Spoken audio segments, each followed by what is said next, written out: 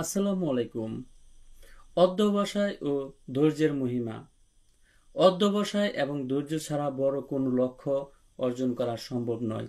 Stanford university এর একটি গবেষণায় বলা হয়েছে, যারা দীর্ঘ সময় ধরে অধ্যবসায় ধরে রাখেন তাদের সফলতার সম্ভাবনা 75% বেশি।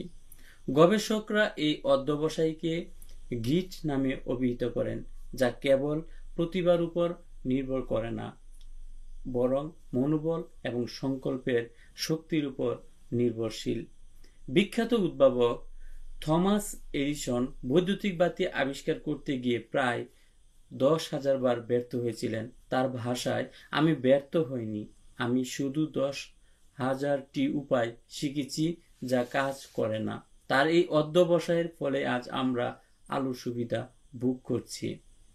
আরেকটি উদাহরণ হলো জে কে রোলিং।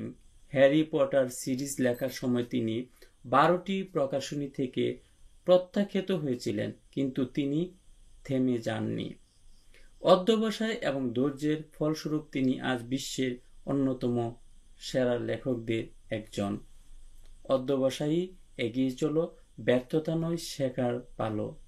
ধৈর্য ধরে করো কাজ, সাফল্যে আসবে পরম সাজ। ধন্যবাদ।